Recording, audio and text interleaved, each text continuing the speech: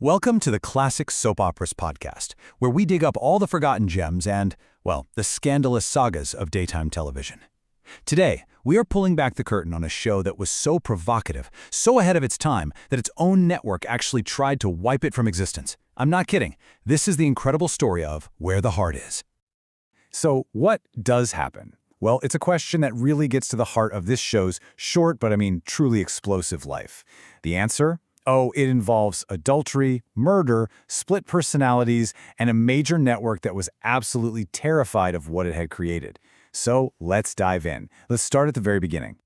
Okay, so picture this. It's 1969. We're in the seemingly perfect little college town of North Cross, Connecticut.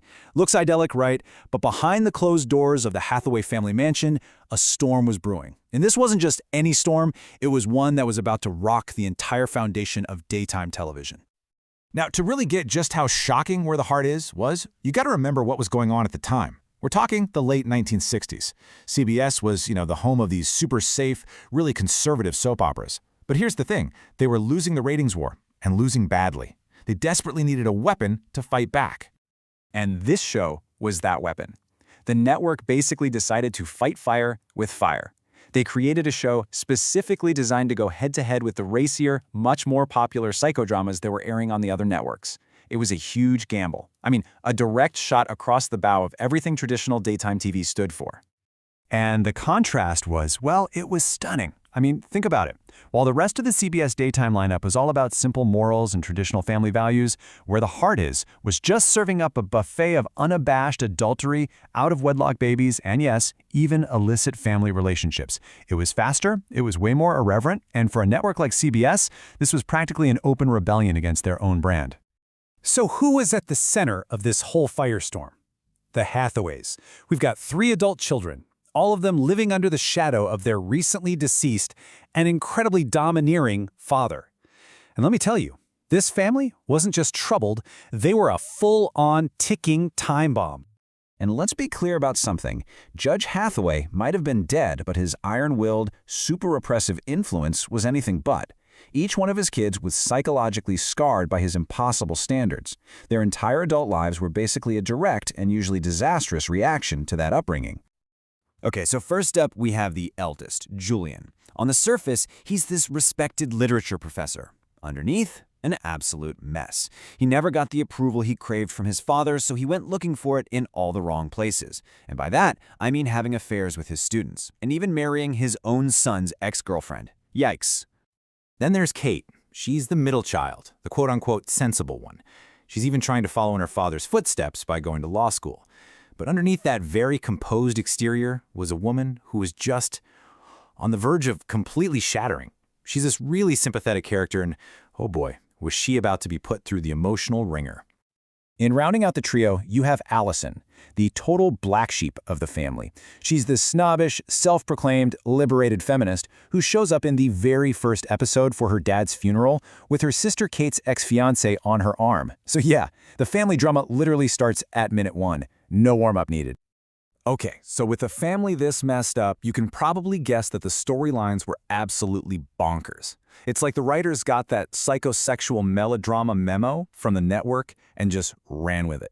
They created some of the most unhinged, wild plots ever seen on daytime TV. Just take the character of Vicki Lucas, for example.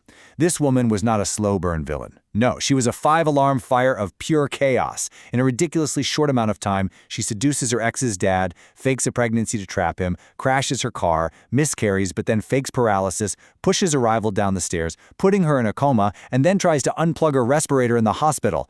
Come on, this was daytime drama at its most gloriously, wonderfully unhinged.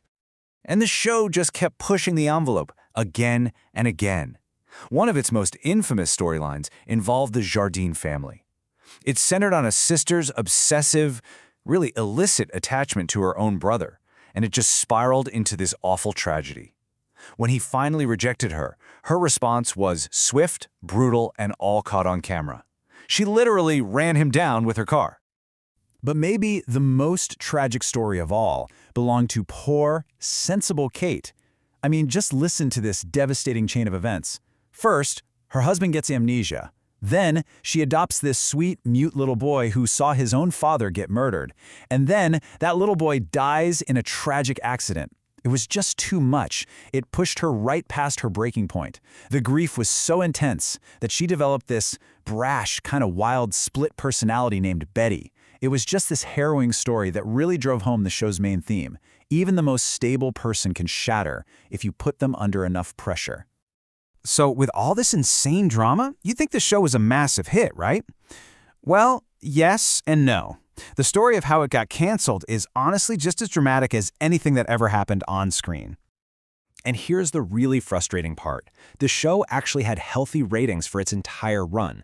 The problem wasn't that people weren't watching, it was who was watching. The advertisers. They hated the audience. They called them a less desirable cult audience, which, is just industry code for young people, college students, basically people without a ton of disposable income. So the good ratings didn't even matter because the right people weren't watching. But it wasn't just the advertisers. As this quote from an insider reveals, a lot of it was just about network pride. See, CBS was in this bitter ratings war, and they hated being in third place. It was embarrassing for them. So instead of trying to, actually improve the shows they thought were underperforming, they just canceled them. Brought down the axe. It was a ruthless business decision, plain and simple. And in what has to be one of the biggest ironies in TV history, do you know what show CBS chose to replace it with? A brand new soap called The Young and the Restless. Can you believe it? The Rebel show got canceled to make way for a dynasty, a show that would go on to dominate daytime for decades. But the cancellation wasn't the end of the story. Oh no. In a way, it was the beginning of the show's disappearance. It's the story of a legacy that was almost completely erased, but managed to live on in some really unexpected ways. Over its run, which was almost 4 years by the way, the show produced an incredible 907 episodes. Just think about that for a second. 907 episodes.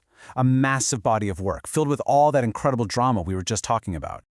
And of those 907 episodes, are you ready for this? Only 7 are confirmed to still exist today. 7. The rest?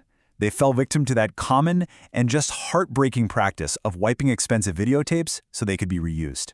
The show that CBS didn't want was systematically erased, turning into a true piece of lost media. But here's the thing, you can't erase talent. The show's real lasting legacy is in the stars it launched. We're talking Rue McClanahan, who played that murderous sister. She went on to become the legendary Blanche Devereaux on The Golden Girls. James Mitchell became the iconic Palmer Cortland on All My Children. And Joseph Mascolo, he became one of the greatest soap villains of all time, the infamous Stefano Di Mira. The show itself might be gone, but it was an incredible launchpad for these future legends. Which really leaves you with a fascinating question, doesn't it?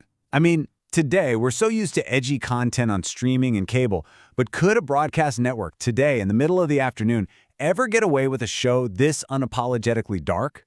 This psychologically complex? This scandalous? What do you think? Well, thanks for joining me on this little trip into daytime's forgotten and very wild history. If you had fun with this deep dive, please be sure to like and subscribe. And definitely let us know in the comments what classic soap opera should we tackle next time. We'll see you then.